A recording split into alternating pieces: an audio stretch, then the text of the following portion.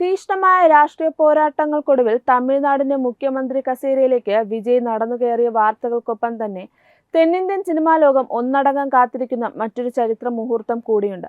അതാണ് അദ്ദേഹത്തിന്റെ കരിയറിലെ അവസാന ചിത്രമായ ജനനായകൻ. മാസങ്ങളായി നീണ്ടുപോയ ആകാംക്ഷകൾക്കും അഭ്യൂഹങ്ങൾക്കും വിരാമം വിട്ടുകൊണ്ട് ചിത്രം തിയേറ്ററുകളിലേക്ക് എത്തുകയാണ്. പ്രതീക്ഷിച്ചതിലും നേരത്തെ ചിത്രം റിലീസ് ചെയ്യുമെന്ന് ഏറ്റവും പുതിയ റിപ്പോർട്ടുകളാണ് ഇപ്പോൾ സിനിമാ പ്രേമികളെയും ആരാധകരെയും ഒരേപോലെ ആവേശത്തിലായിരുന്നത്. ഒരു സിനിമയ്ക്ക് സമീപകാലത്ത് തമിഴ് സിനിമാ ചരിത്രത്തിൽ ലഭിച്ചതിൽ വച്ച് ഏറ്റവും വലിയ ഹൈപ്പാണ് ഈ ചിത്രത്തിന് ഇപ്പോൾ ലഭിച്ചുകൊണ്ടിരിക്കുന്നത്.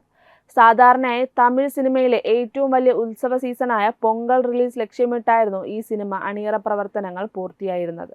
ജനുവരി 9 തിയേറ്ററുകളിൽ എത്തേണ്ടിയിരുന്ന ചിത്രം എന്നാൽ സെൻസർ ബോർഡുമായി ബന്ധപ്പെട്ടുണ്ടായ ചില സാങ്കേതിക പ്രശ്നങ്ങളെ തുടർന്ന് കടുത്ത പ്രതിസന്ധിയിലാവുകയായിരുന്നു. റിലീസ് തീയതി നീണ്ടുപോവുകയും 6 മാസത്തോളം ചിത്രം പെട്ടിയിലിരിക്കുകയും ചെയ്തതോടെ ആരാധകർ വലിയ നിരാശയിലായിരുന്നു. എന്നാൽ ഈ നീണ്ട കാത്തിരിപ്പിനൊടുവിൽ അന്ത്യം കുറിക്കുകയാണ്.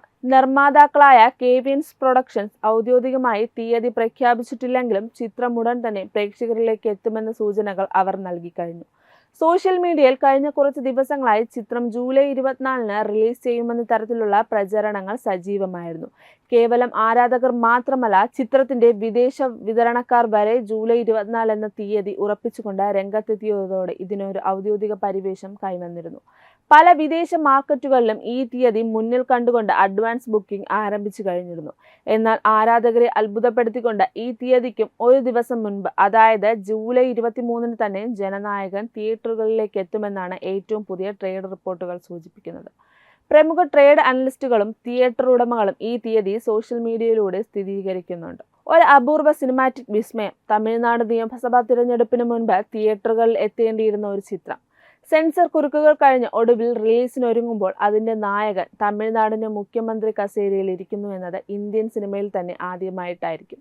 ഈ അപൂർവ യാദൃച്ഛിക ചിത്രത്തിന്റെ ഹൈപ്പ് ആകാശത്തോളം ഉയർത്തിയിരിക്കുകയാണ്. വൻ താരനിരയാണ് ഈ ചിത്രത്തിനായി അണിനിരക്കുന്നതെന്നത് ഇതിന്റെ മറ്റൊരു ആകർഷണമാണ്.